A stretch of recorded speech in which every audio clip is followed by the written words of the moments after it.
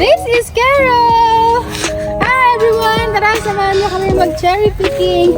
Alam niyo ba, dito sa British Columbia, is, kilala sila sa mga pag-pick ng cherries. Tignan niyo, ang dami. Isang malaking farm!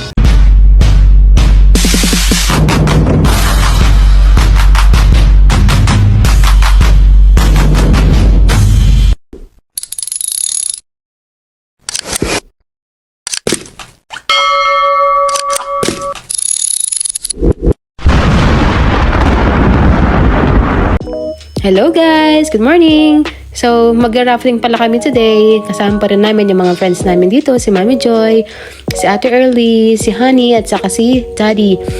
So, sa Apex nga pala yung napili namin mag-rafting. Tara, let's go!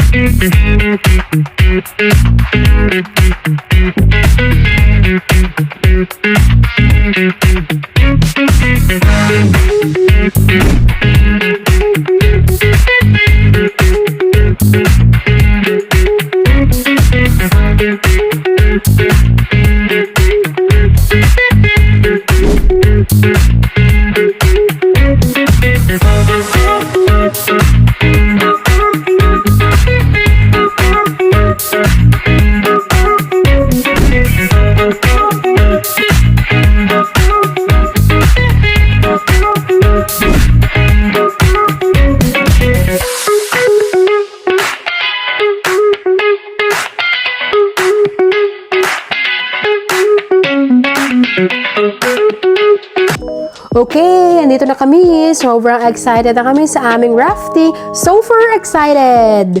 Yan, dito yung meeting place sa my hotel. So, magkakaroon dito ng briefing kung ano yung mga gagawin nyo at yung mga pwede nyo gawin at hindi pwedeng gawin, lalong-lalo na sa pag-rafting. So, diretso ka lang dyan sa my hotel na yan.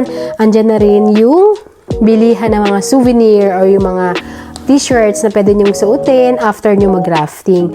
Ayan, hindi naman siya sobrang mahal. So, magaganda rin yung mga design nila. Kung ako nagkakamali, it only cost $20 o 28, 27 bucks each t-shirt. So, ang ganda ng kulay pink. That's my favorite color. Yan, bilang namin nila mami is yung kulay blue. So, para-pareho kami. Uniform kami. Team rafting! Ganun! Ang atake inday. Diba? Meron din sila mga sweatshirt. Meron din mga sando. Kung pwede nyo ipapasalubong sa mga friends nyo. Diba? Kung pupunta kayo sa BC, pasalubong nyo sa kanila. Lalo kung galing sila sa Edmonton. Meron din sila dito mga kitchen, yung mga yan, mga kitchen, mga cute. Meron din silang mga, yan, mga sombrero. Dito nga pala sa rafting is hindi allowed magdala ng cellphone, pero meron naman photographer provided ng Apex at i-email na lang ito sa inyo. So ito yung aming mga photos.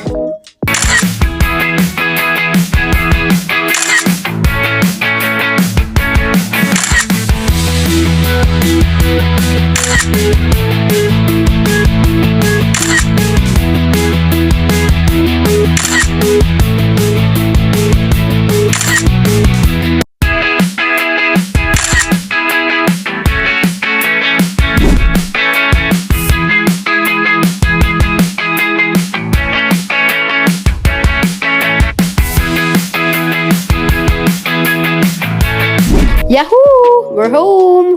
Siyempre, hindi matatapos ang bakasyon ng walang pagbabanlaw. Maliligo ulit kami dito sa may hot tub. Sa may Airbnb na inupahan nila mami, meron kasamang hot tub. Yan, nauna nga si hubby at saka si daddy Taddy. Diba? Enjoy na enjoy sila. Pag una mong salpak dyan, ang init-init pero relaxing. Marelax talaga yung mga muscle mo. Lalo't galing kami sa mga habang lakaran. So, relaxing talaga yan. Maya-maya, kami naman nila mami at saka ni Ate Early ang lulusong. Tara na, let's go!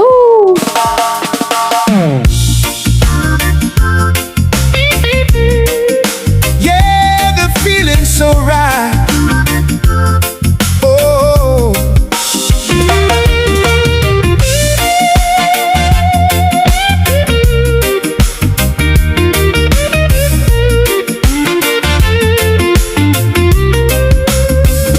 the tide is turning.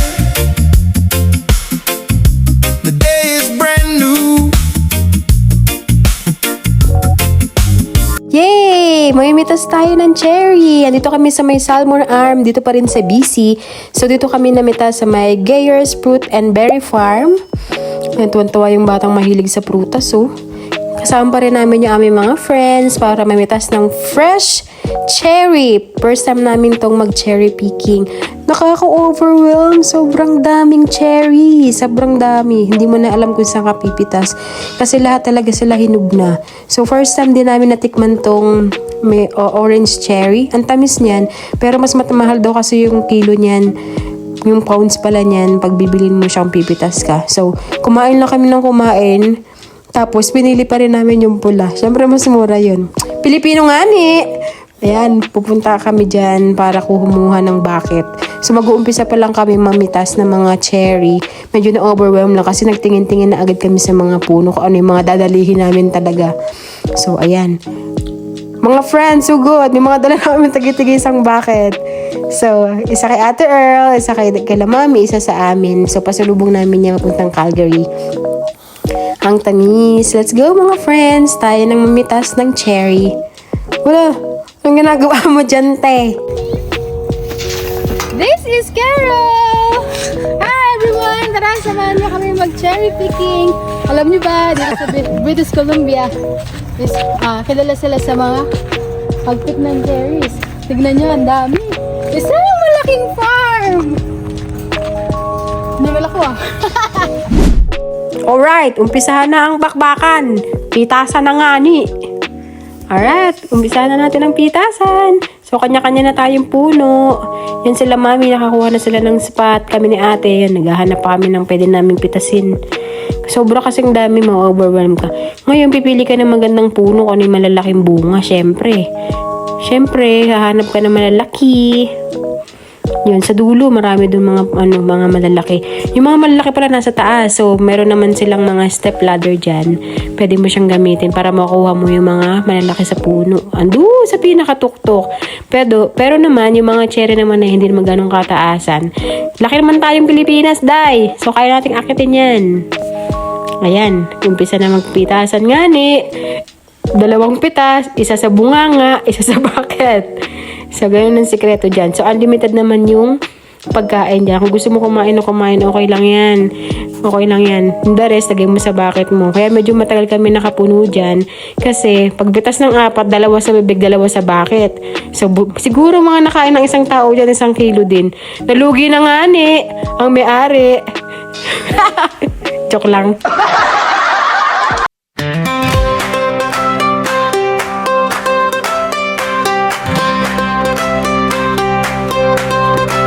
Morning sun on the mountainside, windows down on a summer ride.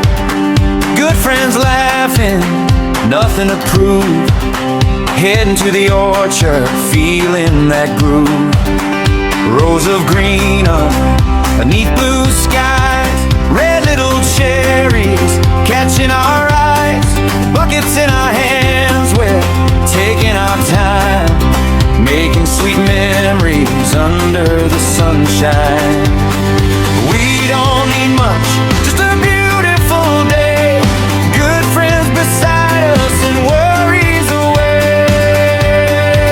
We're picking cherries, NBC, sun on our faces, wild and free, laughing together underneath the trees. Oh, this is where I wanna be. Cherry red and summer blue. Good times are better when I'm here with you.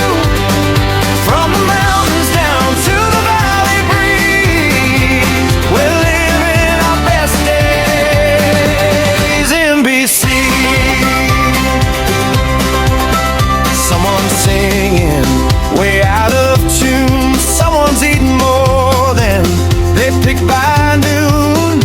Taking pictures, making jokes. These are the moments we'll remember most. Dust on our shoes, sunshine on our skin. Another full bucket, let's do it again. No rushing today, nowhere else to go. Just friends and cherries all in a row.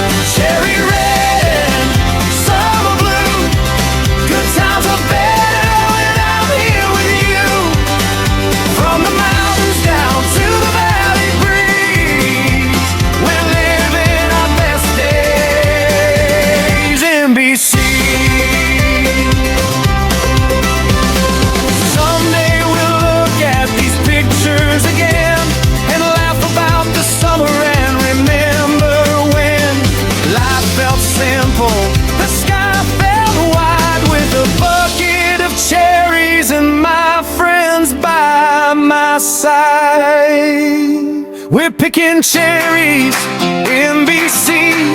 Golden hour shining through the trees, singing together in the summer breeze. Oh, these are the days we want to keep. Cherry red and sunset gold, here's to the stories we'll always hold.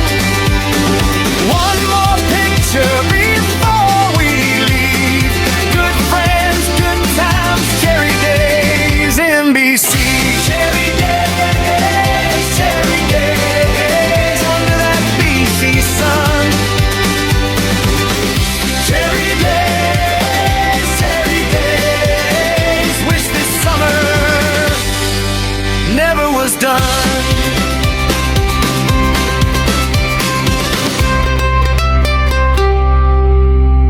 A few moments later. Yun, nakapuno din ng bucket. Tara na, papunta na kami dun sa may timbangan. So, dito naman sa farm na to, sa pinuntahan namin, nagkakos siya ng nasa $2 something per pound. So, dito sa may salmon arm na pinuntahan namin na to, meron din silang iba't ibang choices na pwede nyong i-pick like strawberries, meron silang mga peach, yan, cherries, meron pa sila, alam ko kung doon ako nagkakamali, meron pa sila mga gulay na available din na pwede nyo i-pick. So, kung gusto nyo mag-cherry picking pero yung cherry kasi is seasonal eh. So, tuwing summer lang siya, pwede kayo mag-cherry picking. So, sinasuggest namin to na puntahan nyo kasi mas mura siya compared to the other. So, ayan, pupunta na kami dun sa timbangan. Kakatimbangan na nga ayan yung farm nila. So, diyan sila nagtatanim ng mga gulay saka yung mga strawberries nila. Meron din itong mga puno na to. Napansin ko mga peach. Puno ng ng mga peach. So, hilaw pa siya eh. Nung time na yan, hilaw pa. So, eto na nga ang exciting part. Ang bayaran na nga kung magkakaalaman ako magkano ba ang isang bucket. Yan. Tinimbang na nga ni kuya. So, isang bucket dyan nila nilagay sa karton. Binayaran namin dyan kung doon ako nagkakamali, nasa $33 ang isang bucket. Kayo na lang magsuma kung ilang pounds yun ha. Kasi hindi ako magaling sa math eh. Divide nyo na lang guys. Alright. Ito na si Ate Early na yung una nagbayad. So, yan. Ay dadalhin din niya yan. Punta sa kanila, pasulubong niya sa mga anak niya. Yung mga kalatatis, mahilig din sila sa fruits. So, pang kanila naman yan. Ayan, di ba ang dami? So, solve ka na dyan. Yung cherry pa naman na yan is juicy. Pag bago talagang pitas, juicy yung yung prutas. Ang sarap niya ng tamis niya. Pagkagat mo, malutong-lutong pa. Sarap niya. Para siyang duhat, no? Kung titignan mo siya, para siyang duhat. Pero hindi. Mukha lang siyang duhat. So, ito na nga. Tara guys, daan muna tayo dito sa may Sicamous, British Columbia. So, madadaanan nyo yan pag pauwi na kayo papuntang Edmonton. So, ito ang Fruit World. Si Fruit World ay kilala siya sa mga seasonal products gaya ng peach, cherries, apples, and blueberries. So, tali kasi is mahilig siya sa peach, which is itong British Columbia ay kilala siya sa mga matamis na peach. So, if you want to try, daan kayo dito sa may Fruit World. Yan, marami silang mga paninda dito gaya ng mga pastries, mga breads. Kung mahilig kayo sa mga sweets, marami din sila dito. So, dito rin sa may Fruit World, marami rin sila mga tindang mga pickled items. Like pickled onions, garlic, carrots, peppers, pickled ball. Ay, wala pong ganun Mars. Walang pickled ball. So, mahilig kayo sa mga pickled items. Yan, daan kayo dito. Napakadami nilang available choices. So, mag-i-enjoy kayo sa iba't ibang pinipickled items nila. Diba? Saan ba masarap i-partner ang mga pickled items na ito? Pwede nyo rin siyang i-partner sa mga burger nyo, sa mga fried fish, barbecue. Pwede rin siya sa rice. Canon is life. So, meron din sila mga jam dyan, mga juice, na dito nyo lang din yan sa BC na bibili. So, yan. Itong tindahan na to is kilala sila sa mga, lalo sila sa peach. Ang peach is only 4.99 per pound. Na-try namin niya, which is ang tamis niyan. So, dito sa BC is kilala din sila sa pinakamatamis na mais. Mas try talaga yung mais nila kasi sobrang tamis. So, dito, nakakita rin kami ng atis. So, mahal nga lang. Kung nag-crave kayo sa atis, yan, pwede kayong bumili dyan. So, meron din sila mga apricot, which is 4.99 per pound, which is mura na yan. Kasi apricots yan, di ba? Kung mahilig kayo sa apricots, try nyo din yan. Yan, meron din silang yung maliit na na manggay, which is yung batibot na tinatawag sa Pilipinas. Ang bango niya, hindi ko nga lang nabili kasi medyo, siya, mahal pa. Malang mangga. So, meron din sila yung malaking tomatoes. Yan, meron din sila mga malaking peppers. Iba't ibang kulay at saka iba't ibang size ng peppers. Nagulat ako kasi ang haba ng pepper nila. Nakakatuwa. Nakakamangha lang din nakakita ka ng iba't ibang prutas. So, kung mahilig kayo dyan sa mga gulay, yung mga sariwang gulay, yan. Marami sila dito. Meron din silang apples. Meron din silang mangoes, which is yung hilaw. Saka meron din silang hinog na mangga. Yan, meron silang Kent mangoes, yung parang apple mango sa atin. Meron din silang malaking lemon, mother lemon. Kasi ang laki niya. Ang laki talaga niya. Meron din silang blueberries. So, yung isang na yan, yung maliit na yan is only $5. Yung isang box na 16. Mura na yan kasi ang dami na niya sa loob. So, kaya na yan sa isang buong family. Diba? Kung mahilig kayo sa mga blueberries, yan. Bili kayo dyan kasi mas mura kayo sa mas malaki. Bumili din sila mami dito ng plum para sa kanila mga bulilit na mga apo. Which is mahilig daw yung mga bata sa plum. Sorry sa boses ko guys kasi namamalat ako. Yan, meron din sila mga maliit na mga cherries na iba't ibang kulay. Ayun, cute diba? Fresh pa sila. Meron sila mga tomatoes which is $4.99 per pound. Yung mga cherries. Yan, malapit na rin kaming umalis dito. So, bumili lang sila mami ng peach kasi daddy mahilig sa peach. Then, bumili lang din sila ng plum nga para sa mga bata. So, dadako naman tayo dito sa bilihan ng ice cream which is Dutchman Dairy. Meron silang 62 available flavors. Si Dutchman ay katabi lang din niya ng Fruit World. So, kilala sila sa pinaka-tatlong most famous flavors sa kanila which is yung pinakauna is yung turtle cheesecake which is hindi pa namin na-try yun pero mukhang masarap, diba? Second one is yung sea salt caramel. Kung mahilig kayo sa mga caramel flavor, must try din siya. Ang pangatlo ay yung double Dutch. Pauwi na kami nito. Thank you so much sa magagandang tanawin dito sa British Columbia. Bye-bye!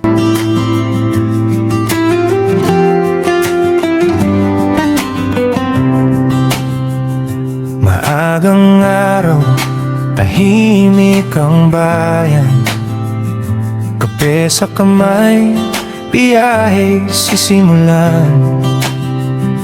Sa harap namin, kalsadang kay haba.